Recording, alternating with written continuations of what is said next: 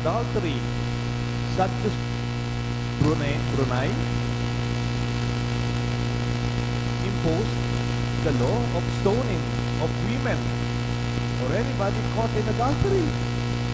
And even those men and women engage in homosexual activity. Para bang bumalik, parang umurong itong our sense of correcting what is wrong with stoning again. In fact, there are many ways of stoning other than using a stone. Sa internet, meron silang tinatawag ng shaming or bashing. Halimbawa, nagpalabas ka ng opinion mo. At yung opinion mo, yung pinaniniwalaan mo. And then there will be so many people you do not know and without name, without face, without identity. They will say so nasty words against you, to hurt you, to insult you. That's another way of stoning. Hindi nga gumagamit ng bato, gumagamit naman ng masasakit na salita. Labeling is another one. When you label persons, stereotyping them with the color of their skin, with their looks, or with their incapacities. Bullying is another one. This is physical pushing and even committing anything that could make a person fearful or hurting. Nangyayari ito sa mga eskwela, even in politics. Stereotyping. Para bang you are boxed, kinakahon ka. Kasi hanggang dito ka na lang at dyan ka lang. These are expressions of modern day stoning. Hindi gumagamit ng bato, but in a sense, they attack the dignity of persons. I would like to share to you 3 understanding of the church when we define dignity, ang dangal ng tao. Una po, dignity is inherent. Can we repeat that? Dignity is inherent. Ang gusto sabihin nito, we do not receive dignity from other people. Neither do we receive dignity from institutions. They do not give us dignity. Our dignity is inherent. We have it from the very beginning of our life because we are made in the image and likeness of God. And as we were baptized, we are children of God. And that is the source of our dignity. Not because we were promoted, not because you are highly educated, not because you have a high position or a big house. It's not the same. Kaya nga, pag may tao, hindi mo binibigyan ng dignidad, kinikilala, you recognize the dignity of persons. Jesus did not give dignity to this woman who was caught in the act of adultery. Jesus simply recognized and affirmed the dignity of this person. We only acknowledge our dignity. Therefore, our position in our office, in politics, maybe kung valedictorian ka, congratulations, marunong ka. You work hard for it. But it does not mean mas mataas ang dignidad mo sa mga mababa grade. Mababa yung grade nila. Because it is inherent. Because it is inherent, nobody can take it away from you. Hindi porke binato ka, pinahiya ka, tinanggal ang dignity mo. Hindi. It's there. Do not allow them. As long as you yourself would not let go of your own joy of being a child, son of God, created in His own image and likeness. May share to you a second perspective of dignity. Dignity is constant. Can you repeat that? Dignity is constant. When we say constant, it does not increase because of our achievements, and it does not also decrease because of our faults. Dignity remain constant. Halimbawa, pumasa ka ng board exam. Hindi naman gusto sabing tumaas na ang dignidad mo dahil pasado ka na sa board exam, pasado ka lang. May title ka na bilang engineer, doctor, or architect. That is your achievement. But your dignity, kahit wala ka pang board exam, is the same. Na-promote ka ng presidente ng kumpanya. Is there? But it does not increase because you were promoted. It was there even before you were promoted.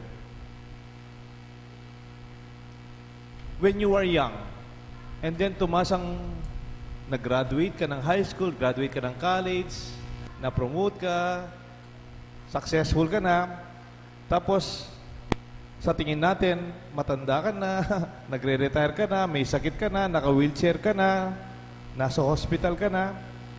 Hindi po ganun yung dignity. Dignity remains the same kahit anong edad mo, kahit anong posisyon mo, kahit nagkasakit ka, kahit malakas ka. Lastly, in terms of dignity, dignity remains. Can we repeat? Dignity remains. Even as we lose our position and we retire, even when do not have the titles anymore, hindi na sa yung title manager, vice president, or position ng malalaking kumpanya, because you are sick, your dignity remains. We bring our dignity even to our grave. Even a person dies, we respect them. Hindi po nawawala. May I repeat? Can you repeat after me? Dignity is inherent. Dignity is constant. And dignity remains. May I demonstrate to you further? Sandali lang, hanapin ko yung pera ko dito sa bulsa ko. Nakikita niyo po ito? Yung iba, kahit malayo, nakikita nila yan. Yung isang lola, mahina yung mata. Pero pag nilabas mo ito, 500. 500 po ito, hindi fake, totoo po ito. Ang 500 na to, marami ka nang mabibili dito. Marami ka, dyan. Marami ka nang mabibili sa 500, ang value nito. Malutong-lutong pa lang konti. Pero when it is crumpled, hindi mo na nakikita yung 500, wala na yung picture ni Cory Aquino at saka ni Ninoy Aquino. 500 pa to? Sinong may gusto pa nito? 500 pa ito? Yung mabibili nito, kamukha ng mabibili kanina? Talaga? Kahit ganito na, kahit nalukot-lukot na, hindi na malutong. Ha? Eh kung nahulog pa yan, nahulog. Nahulog dyan, no? 500 pa rin yan ba? Bumagsak na, nandyan lang. 500 pa rin yan.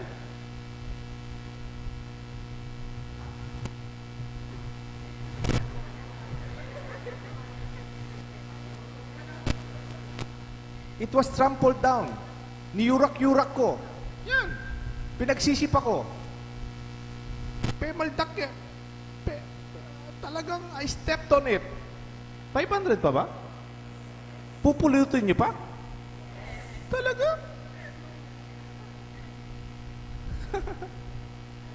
Ganyan din yung tao.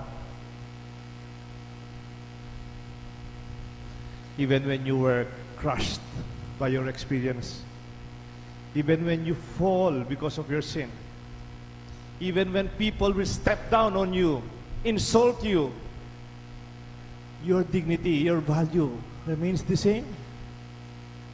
It's not lost. Though sometimes it feels like it's lost, it remains. Sandali lang po, pupulutin ko po yung 500.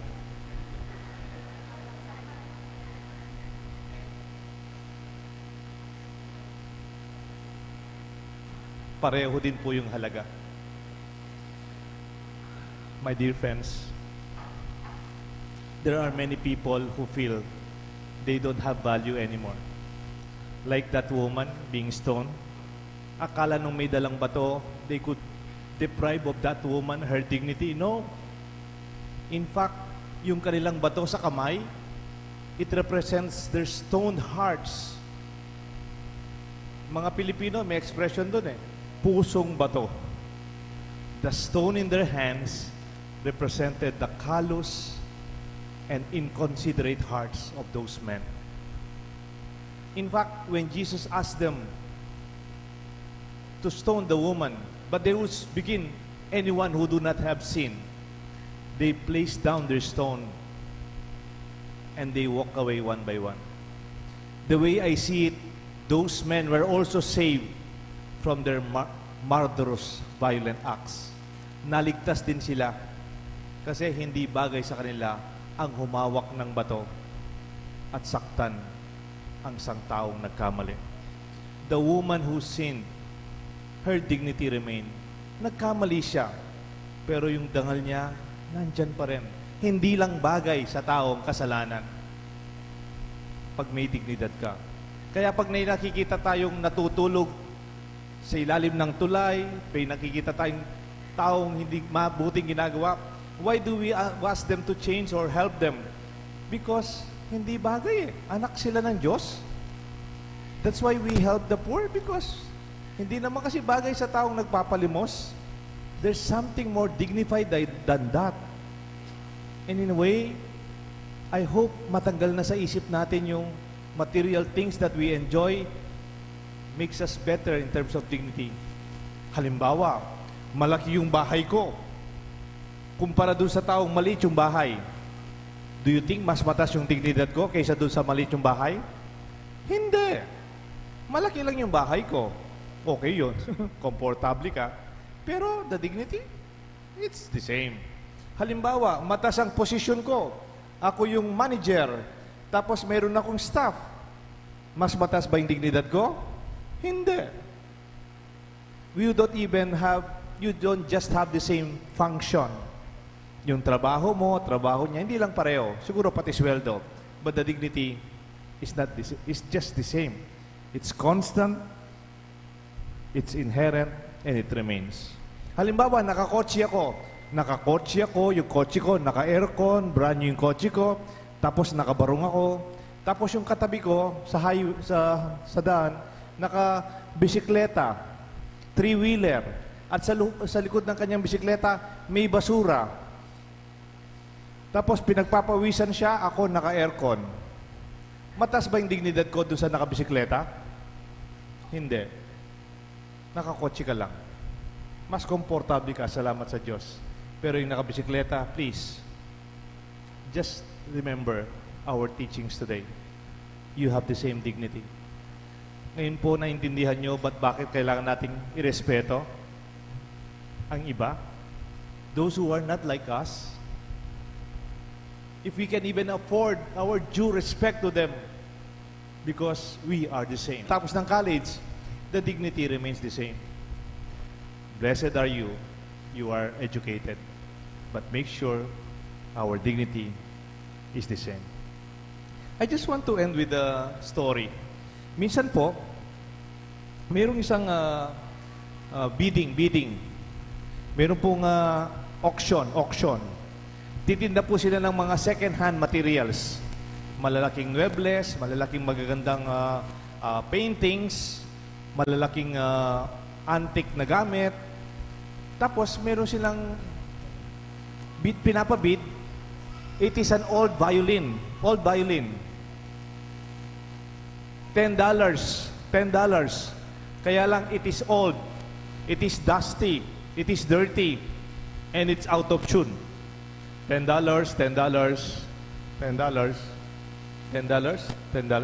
Walang nagbibid? Wala, ayaw. And then an old man from the community bidders, tumayo yung matanda. He went up the stage. He picked up the violin. He removed the dust. Iskusa na po. Tsaka na po, tinanggal po yung alikabok. And then, tinono niya.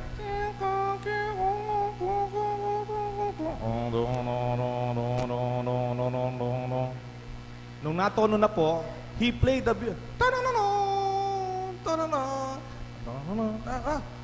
the people were so mesmerized and they enjoyed this like a small concert by the very, very wonderful music from that violin. And then, binaba po ng matanda, umupo siya uli sa congregation. And then sabi niya, $10, $10, $100, $200, $500, $1,000, $5,000, $10,000, $15,000, and it went up and up. What made the people shout for a higher value for that old, dusty, out-of-tune violin? Is it because of the value of the violin? Because it was at the hand of the maestro. The value of your person and my value as person, we are like violin. We only celebrate our value when we are at the hands of our Creator, our maestro. Not in the hands of people who the boss or the owner of a company or somebody in power today. Let this be our celebration, my dear friends. Let us celebrate our dignity, the dignity that we have in common.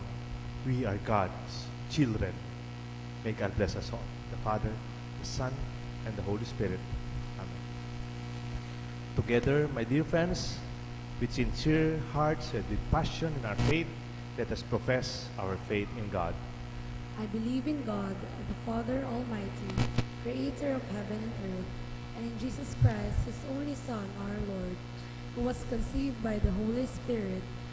He ascended into heaven and is seated at the right hand of God, the Father Almighty. From there he will come to judge the living and the dead. I believe in the Holy Spirit, the Holy Catholic Church, the communion of saints, the forgiveness of sins, the resurrection of the body, and life everlasting. Amen. Let us humbly pray to God our Father to forgive our sins and to help us forgive one another and to love those who have sinned against us. Full of confidence we pray, Lord, our Savior, listen to our prayer. Lord, our Savior, listen to our prayer. To the world whose sense of sin is weakened, may the Church and her leaders expose the gravity of sin and at the same time proclaim that God's mercy is greater than any sin. We pray. Lord, our Savior, listen to our prayer. May the mercy of God touch the hearts and minds of the government and civil leaders so that they may extend the merciful hands of Jesus to the unborn, the stranger, and the sinner. We pray. Lord, our Savior, listen to our prayer. May media practitioners have respect for the dignity and good name of the human person, even as they cover events and help expose corruption and wrongdoing in our society. We pray. Lord, our Savior, listen to our prayer. May couples strive to be faithful to the marriage vows they made before God and His Church, so that their families may be spared from the evil of adultery and divorce. We pray. Lord, our Savior, listen to our prayer. May election campaigns focus more on the program of good governance, and may everyone avoid mudslinging and character assassination. We pray. Lord, our Savior, listen to our prayer. As we prepare for the commemoration of the Paschal Mystery of Christ, may we be attuned to deep prayer, silence, sharing. Lord, our Savior, listen to our Father of mercy, hear the prayers of your people. Strengthen us to avoid sin and to rise each time we fall.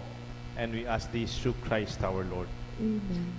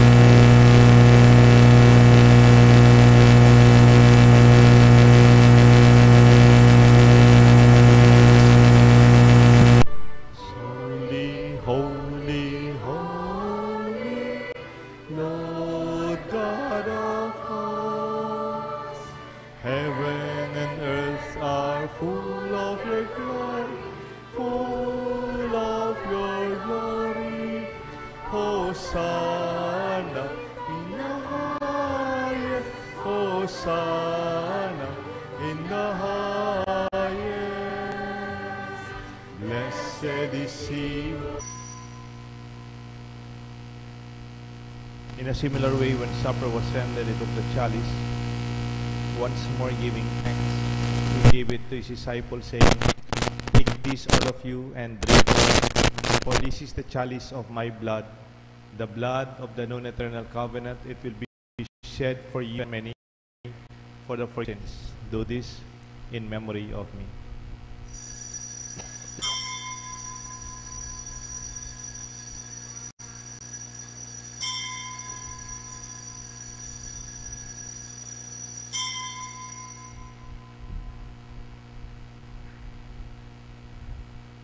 The mystery of faith.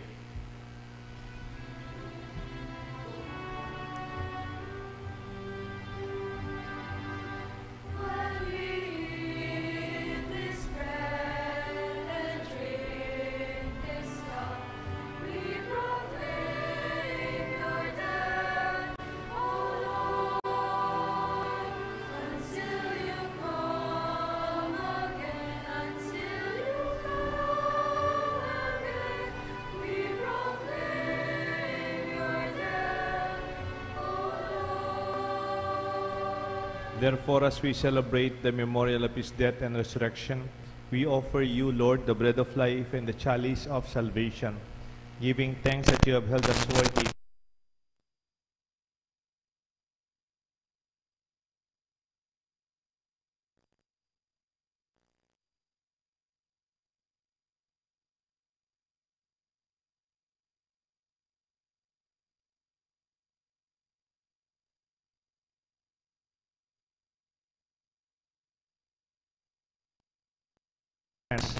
serving you in our church and in our parish. Lord, we offer to you the thanksgiving of Evangeline Somera and family, Liana Pagsanghan, my thanksgiving for my 25th sacerdotal anniversary of my priesthood and ordination, and all my brother priests, for the birthday thanksgiving of Jose Ronnie Ortega Jr., Charlon J. Onofre, for the intentions of Josefina Go Vitug, Rowan Margaret Aquino, Francis Pineda, for the good health of Basti Torres, and all those who are sick. Remember our brothers and sisters who have fallen asleep in the hope of the resurrection. Elba Aquino Cruz, Noemi Viray Sandico, Benjamin and Isabel Lagman, Marina David Tongol, Esther Galan, Carlo Pineda, and D.U. Lord, welcome them into the light of your face. Have mercy on us, we pray, with the Blessed Virgin Mary, Mother of God, Saint Joseph, her spouse, with the blessed apostles, Saint Jude, and all the saints who have pleased you throughout the ages, we may merit to be co-heirs of eternal life and may praise and glorify you through your Son, Jesus Christ. Through him, with him, and in him, in the unity of the Holy Spirit, all glory and honor is yours forever and ever.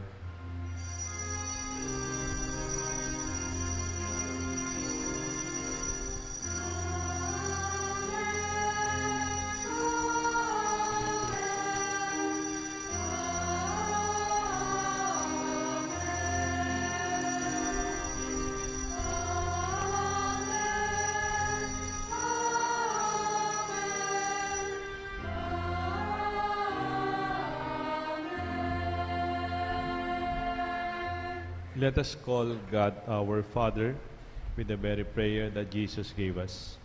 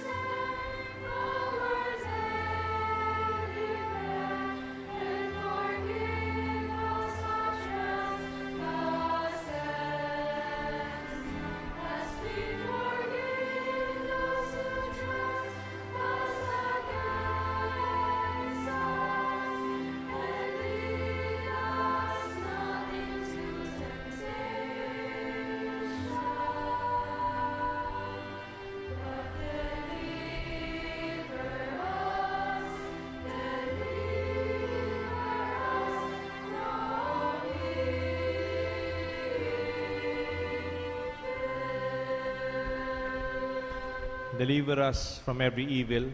Graciously grant peace in our days, that by the help of your mercy, we may always be free from sin and safe from all anxiety, as we wait in joyful hope for the coming of our Savior, Jesus Christ. For the kingdom, the power, and the glory are yours, now and forever. Lord Jesus Christ, who said to the apostles, I leave you peace, and my peace I give to you. Look not on our sins, but on the faith of your church, and grant us the peace and unity of your kingdom, where you live forever and ever. Amen. The love and peace of the Lord remain always with you. And with your spirit. My dear friends, let us share this peace with one another. Peace be with you.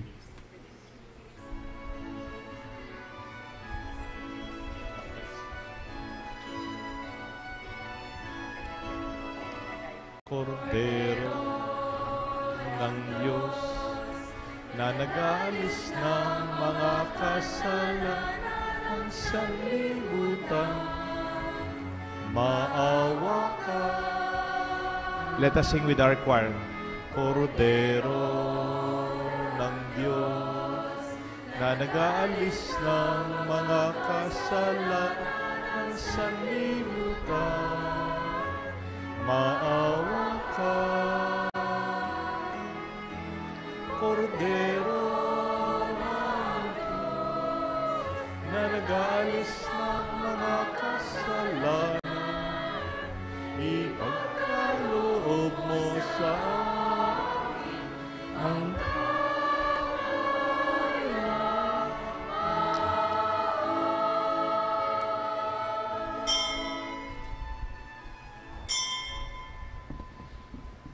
Behold the Lamb of God. Behold him who takes away the sins of the world. Blessed are those called to the supper of the Lamb. Lord, I am not worthy that you should enter under my roof, but only say the word, and my soul shall be healed.